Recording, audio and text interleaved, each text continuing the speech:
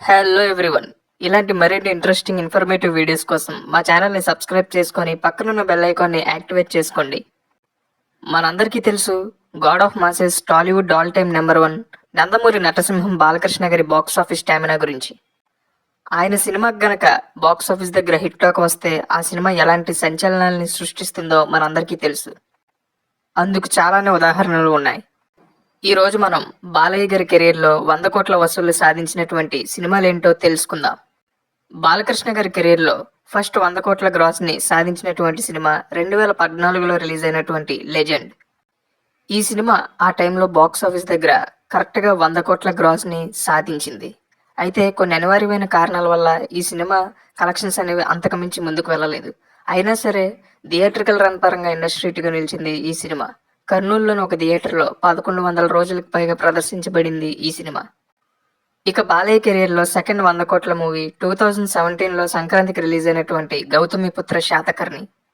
ఆయన కెరీర్లోనే రెండవ 100 కోట్ల సినిమాగా నిలిచినటువంటి ఈ సినిమా ఆయన 100వ సినిమా కావడం అనేది విశేషం.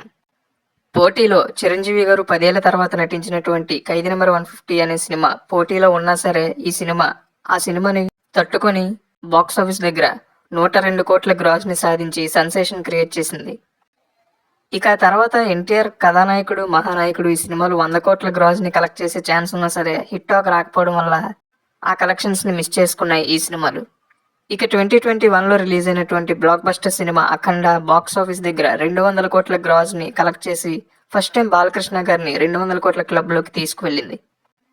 టాలీవుడ్ ఫిల్మ్ ఇండస్ట్రీ కష్టాల్లో ఉన్నప్పుడు ఈ సినిమా సమయంలో టాలీవుడ్ కి మంచి బూస్టప్ నిచ్చిందనే చెప్పాలి. మంచి స్ఫూర్తిని కూడా కలిగించింది ఈ సినిమా. మంచి సినిమా తీస్తే తెలుగు ప్రేక్షకులు ఎలా ఉన్నా సరే ఖచ్చితంగా ఎలాంటి సిచ్యువేషన్లో అయినా సరే సినిమాని హిట్ చేస్తారు అని నిరూపించింది ఈ సినిమా. ఫైనల్గా వరల్డ్ వైడ్గా 200 కోట్ల గ్రాస్ ని కలెక్ట్ చేసింది ఈ సినిమా. ఇక 2023లో వచ్చినటువంటి వీరసింహారెడ్డి అండ్ భగవంత్ కేసరి సినిమాలు బాక్స్ ఆఫీస్ దగ్గర 130 కోట్లకు పైగా గ్రాస్ కలెక్షన్స్ ని సాధించాయి. అఖండ తర్వాత బాలకృష్ణ గారి కెరీర్లో టాప్ 2 ఫిల్మ్స్ గా నిలిచాయి ఈ సినిమాలు.